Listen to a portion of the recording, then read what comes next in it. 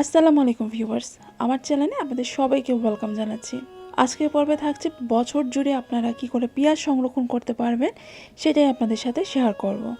আর এই পেঁয়াজটা আমি কেটে আর কি সংরক্ষণ করব, তবে কাটা পেঁয়াজ ডিপ ফ্রিজে রাখলে যেটা হয় যে পরবর্তীতে তেলে ছাড়লে সেটা একদম অনেক বেশি ছিটে আসে, ফ্রোজেন হওয়ার কারণে।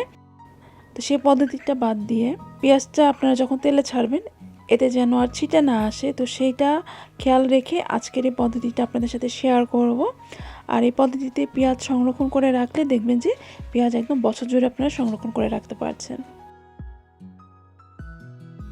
তো পেঁয়াজ সংরক্ষণের জন্য অবশ্যই লাগবে হচ্ছে পেঁয়াজগুলোকে আমি খোসা ছাড়িয়ে ভালোভাবে ধুয়ে নিয়েছি। এরপরে হচ্ছে কি পেঁয়াজগুলোকে আমি ছোট পিস করে কুচি করে আর কি কেটে নিয়েছি। আপনাদের পছন্দ অনুযায়ী পেঁয়াজগুলোকে চাইলে লম্বা কুচি করেও কেটে নিতে পারেন। আর এটা নির্দিষ্ট কোনো পরিমাণ নেই, আপনাদের যত ইচ্ছা পেঁয়াজ সংরক্ষণ করতে মন যাবে ততটুকুই আর কি করে রাখতে পারেন। এরপরে চুলায় একটি পাত্রের মধ্যে অল্প কিছুটা একটু তেল দিয়ে দিলাম।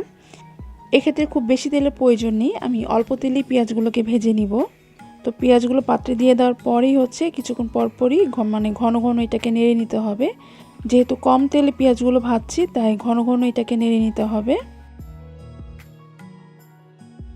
তো যখনই দেখবেন পেঁয়াজের এরকম কালার চেঞ্জ হয়ে এসেছে, হালকা ব্রাউন কালার হয়ে এসেছে, তারপরে চুলা অফ করে দিয়ে এখন এই পেঁয়াজগুলোকে আমি ঠান্ডা করে নিব।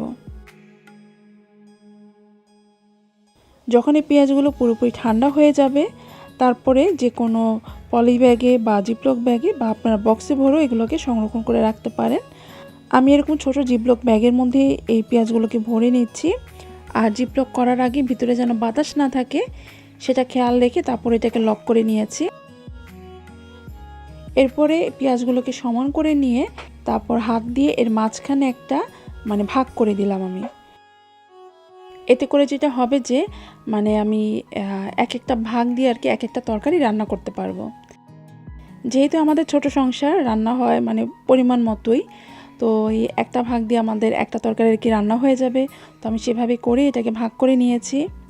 আপনাদের প্রয়োজন অনুসারে পেঁয়াজ এরকম ভাগ করে রাখতে পারেন। তো এইভাবে করে জিপলক ব্যাগের মধ্যে ভরে আমি এগুলোকে ডিপ ফ্রিজে রেখে দিব। আর যখন রান্না করার প্রয়োজন হবে তো তখন তেলের মধ্যে অল্প কিছুটা তেল দিয়ে তারপরে পেঁয়াজগুলো দিয়ে দিব। আর এইভাবে করে তেলে ভেজে তারপর ফ্রোজেন করে রাখলে পরবর্তীতে যখন পেঁয়াজগুলো তেলে দেওয়া হবে আবার পুনরায়, তো সেক্ষেত্রে আর খুব বেশি ছিটে আসবে না। তো এইভাবে করে যখন পেঁয়াজ যদি বাসায় অনেক বেশি হয়ে থাকে তো সেক্ষেত্রে এভাবে করে পেঁয়াজ কেটে সংরক্ষণ করে রাখতে পারেন।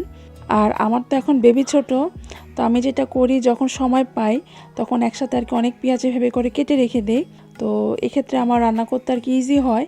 তা আমার মতো যারা নতুন মা বা কর্মজীবী মহিলারা যারা, তো আশা করছি আজকের এই ভিডিওটি আপনাদের একটু হলেও উপকারে আসবে। তো আমার ভিডিওটি ভালো লাগলে প্লিজ লাইক শেয়ার করে আমাকে সাপোর্ট করবেন।